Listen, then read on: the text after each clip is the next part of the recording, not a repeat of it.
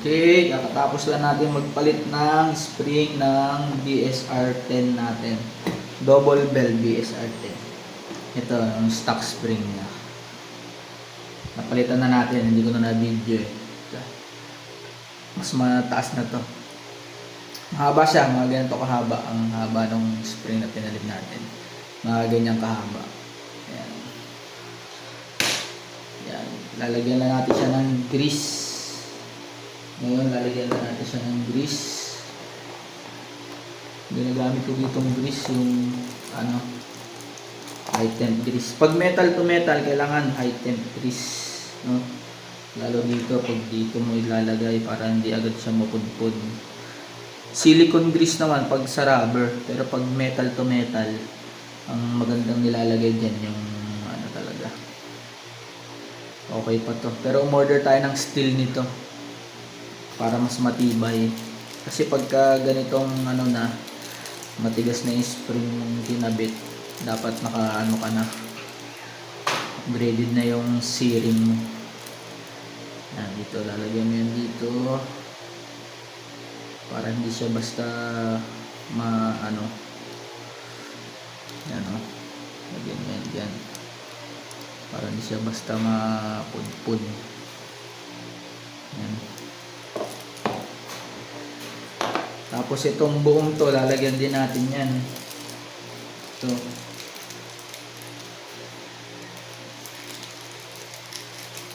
ito, hanggang dito lang yan. So, itong sa may lalagyan din natin to. Yan, dito, lagyan din natin to. Para hindi rin siya basta-basta mapudpud. Dapat yan meron yan. Tsaka to. Tapos yung buong cylinder, lalagyan natin yan. Kasi kumakaskas yan dito. Metal to metal din yan eh. Kumakaskas yan dito. Dito yan nag-i-slide. Yan, kasi ito metal to eh. Kaya lalagyan din natin yan. Magpapalit din tayo ng inner barrel, pero wala pa yung inner barrel eh. Pagdating pa ng inner barrel tayo makapagpalit.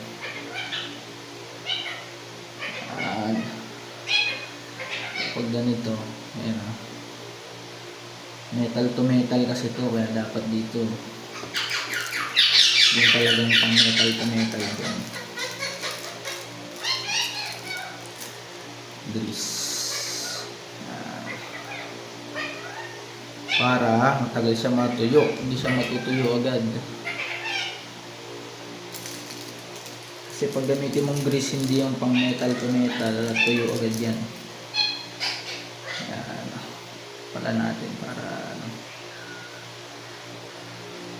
mabilis kasi matuyo yan pag hindi yan yung pang metal to metal na grease ang ilagay mo.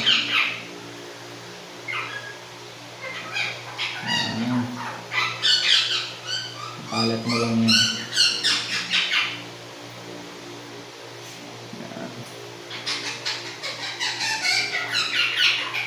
Yung nozzle dapat huwag ito malagyan, kasi pag nalagyan to, malalagyan din yung backings mo. Pag yung backing mo nalagyan, wala, papangit. Papangit yung nito. Kaya dapat sure na yung nozzle nito walang silicone. Mapasok kasi sa backings yun. Pwede rito may silicone siguro, itong labi. Silicone grease na lang dapat dyan. Silicone grease. Pero ako na, mas maganda na yung shift to yun. Ayan. Saka natin sa susuksok ngayon dito. Dito.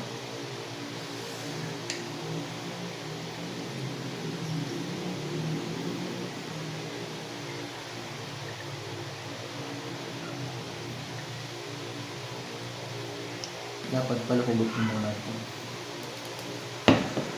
Hugutin muna natin itong kasi meron pa yan ganito sa loob. Ayan. Kailangan hindi yan pinakang lock yan ang ano. Yan. Suksok muna natin ito.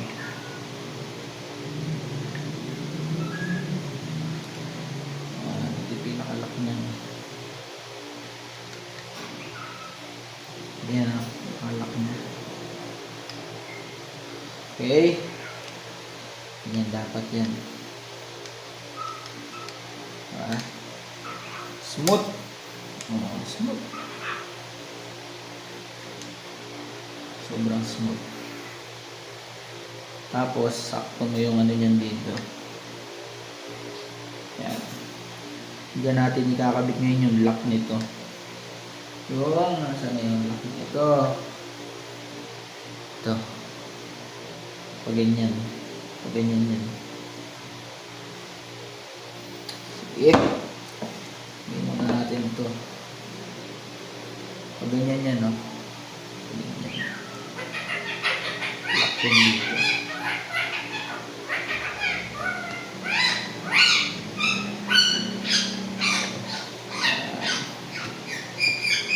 Screw muna natin itong dalawa. Yan. Ito. Screw muna natin yan. At testingin natin yung compression test. Screw natin ito. Yan. Ganyan ang screw niyan. Dito. Yan. Screw natin yung magkabila.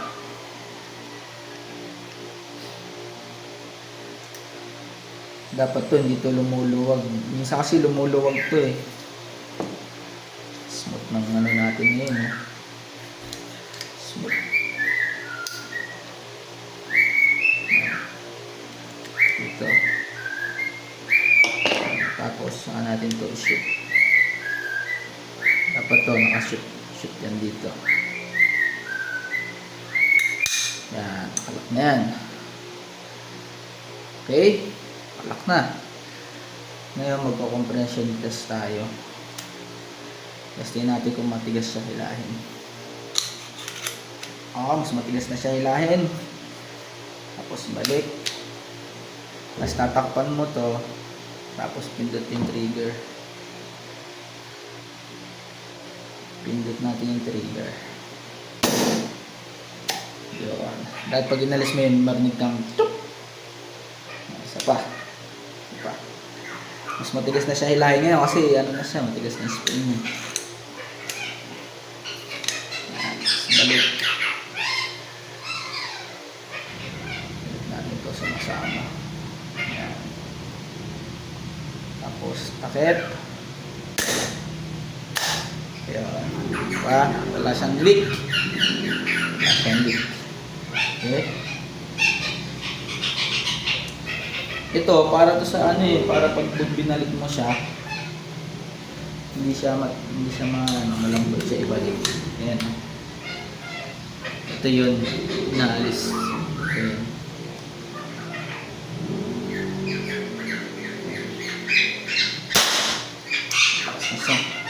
Ngayon, pag wala ito, sinaksak mo ito dyan. Suksok natin ito dyan. Yan. Pag hilahin mo ito ngayon, kakasama siya.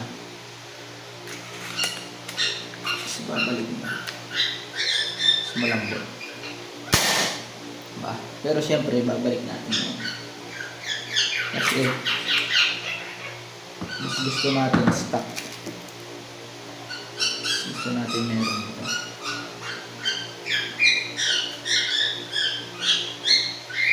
So, babalik natin siya doon sa baba. Yan. Saan siya talaga nandoon. Okay. Natin ito. Para talagang safe pa rin yung mga natin. Yan. Tapos, align mo lang siya dito. Meron yung markings dito. Align mo lang siya. Yan natin magagana yung ilaw. Ito. May marking yan dito. Align mo lang yun. Yan. Hindi ko na kasi kinabit yung tornilyo nito tsaka dito para madali siyang kalasin pag magkukut-kut ka ulit. Pag nakabit mo naman na kasi dito, okay na yan, hindi na ito iikot. Okay, so oras na. Higpitan na lang natin yung higpitan na lang natin yung mga screw para sure na walang kakalas. Tapos check natin yung FPS, kung ilan FPS niya. FPS nito dun sa 0.20 nasa 400 plus ang tanda kong FPS nito.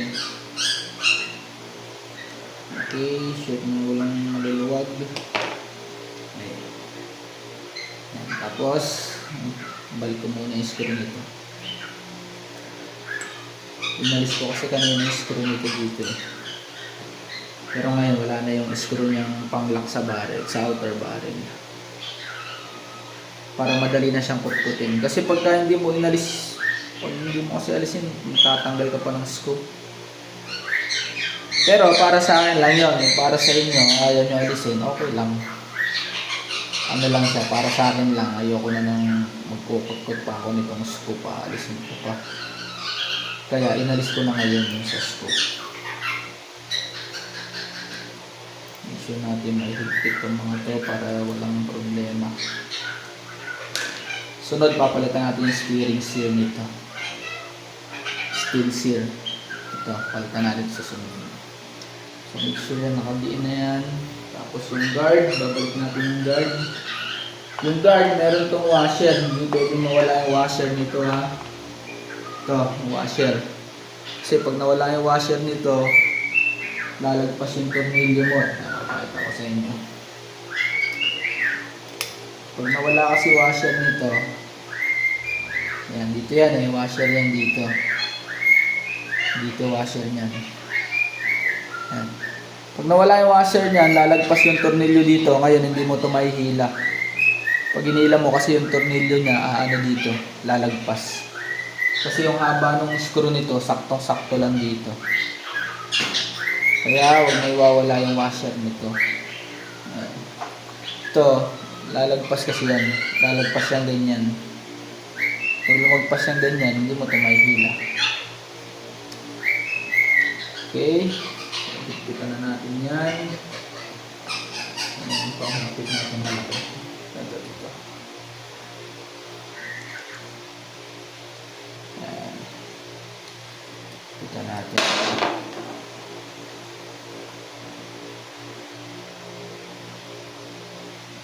Wala naman ang screw dyan eh. Dito wala naman ang screw. Make sure doon na hindi masyadong maluwag yung screw ko dito. Napakan muna natin. Higpit natin. Saktong higpit lang. Huwag sobrang higpit. Saktong higpit na lang gawin natin dito. Mamaya yung inner barrel lang yung papalitan natin. Saktong higpit lang. Ako, finger tight lang ginagawa ko dyan eh. Okay, tapos testing natin. Yan, ito, shoot mo lang ito dito. Shoot mo lang dito. Yan. Shoot dito. Yan, ganyan lang sa kabali, ibalik.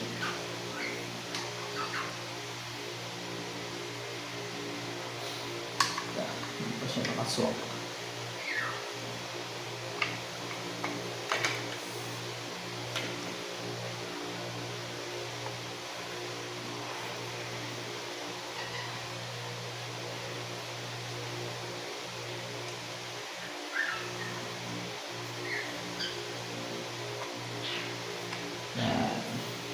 Okay, screw natin. Dalawang screw lang yan. Ayan, ito. Dalawang screw na alin. Tapos nakita natin yan. Tapos check natin FPS, kung ilang FPS nitong ginawa natin. Yung spring na kinabit natin, libre yun. Libre lang yun ng spring. Try natin maglagay ng 0.20 BBs. Tingnan natin kung ilang FPS ang kalalabasan niya. Okay, finger tight lang. Huwag sobra kasi plastic to. Baka masira. Polymer. Ito naman. Okay, sabit natin itong sa dulo. Tinanggal ko kasi ito kanina eh. Dahil sinilip ko lang. Okay, sabit natin. Reverse thread to eh, reverse thread. Teka, hindi pa natin nahigpitan pala itong ano. Higpitan muna natin ito pala. Hindi pa pala ito mahigpit. Pahigpit dyan, long nose. Kasi may butas yung dalawa. Yan. Long nose yung pahigpit dyan. Sakto higpit lang, huwag sobra. Yan, ganyan. Tapos, saka natin pakabit. Ito, reverse thread to eh. Reverse thread to.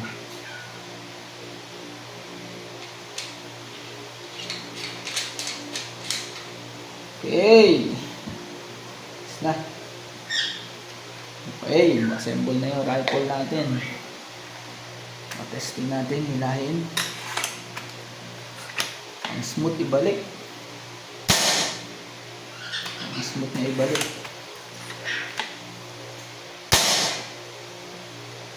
Kasi na-regrease na rin natin siya. Smooth lang. Okay, check natin yung FPS. Balitaan ko kayo. Okay, check natin yung ano niya. FPS. FPS. Check tayo, okay? Nakasama na natin. Sa 0.20, nasa 400 plus lang siya eh. Dati nung stock. Ngayon, ito na siya ngayon. Wala kasi tayong pangalalay sa ano eh. 529. Sarap. Isa pa. Check natin.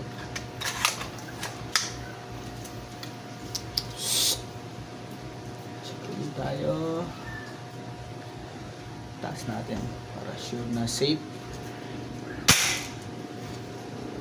527.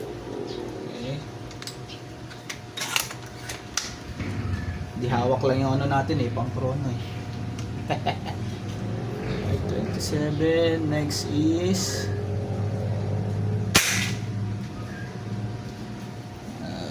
527 ulit. Ayos. 0.20 BBs to. Alright.